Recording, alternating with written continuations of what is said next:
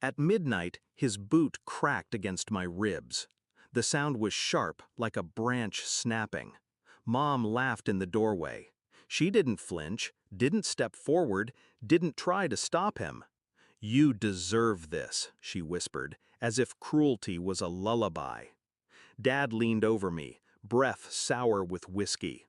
"Pain teaches worthless kids their place." Worthless. That word burned more than the fracture. I bit down the scream. Because in that moment, I wasn't worthless. I was awake. I was taking notes. I used to think he was a hero. Strong hands, wide shoulders, the kind of man other kids' fathers respected. He carried me on his back once, told me I'd see the world higher than anyone else. I thought Mom adored him too. She'd beam when he entered a room. That was the lie, the stage version. Behind closed doors, love vanished. His praise turned to orders. Her smiles became smirks. And me, I became the punching bag, the scapegoat for every disappointment they couldn't face in themselves. The first time he hit me, I cried. The second time, I apologized to him for making him angry. By the 10th time, I stopped feeling shock. Pain was routine.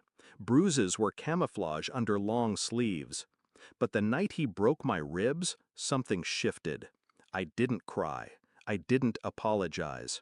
I memorized everything. His stagger, Mom's laugh, the way he enjoyed breaking me down. And I knew, if pain teaches lessons, then I had learned mine. Revenge didn't arrive with fire. It arrived with silence. I played their perfect child. I did chores. I answered yes, sir, and sorry, ma'am. I smiled at neighbors so no one suspected. I tucked away my anger like money in a secret vault. And I started planning. I kept receipts. Hospital bills, bruises photographed on my own phone, recordings hidden in a school folder on a USB drive. Every insult he spat, every time she told me I was nothing, I collected proof. Evidence became my armor, and patience became my weapon. I waited. I grew, quietly, strategically. The chance came on Dad's birthday. The house filled with his coworkers, his boss, his friends from the lodge. Everyone saw him as the family man. Mom wore pearls, kissed his cheek, played her part. I carried out the cake. My ribs still ached when I set it down, but my smile didn't crack. He raised his glass for a toast. That's when I pressed play. The speaker I had hidden in the living room came alive with his voice, slurred, venomous, undeniable. "You're nothing but dead weight. Pain teaches kids their place. You deserve this." Mom's laugh echoing behind him. The room froze. Forks clinked against plates. His boss's smile collapsed. My mother's pearls suddenly looked like a noose. Dad's face drained of color. He lunged toward the speaker, but I was already at the door.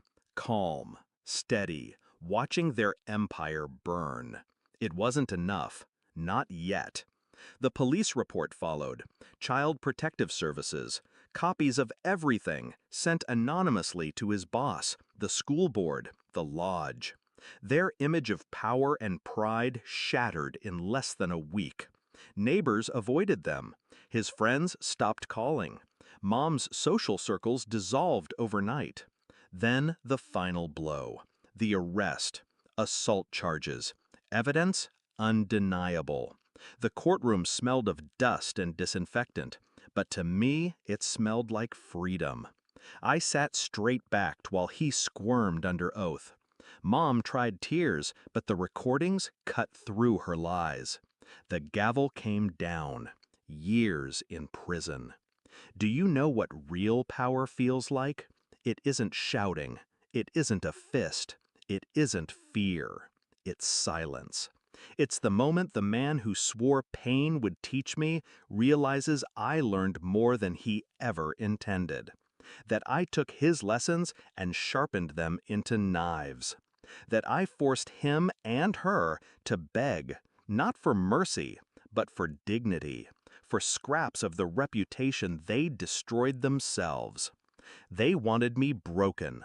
Instead, they built something stronger.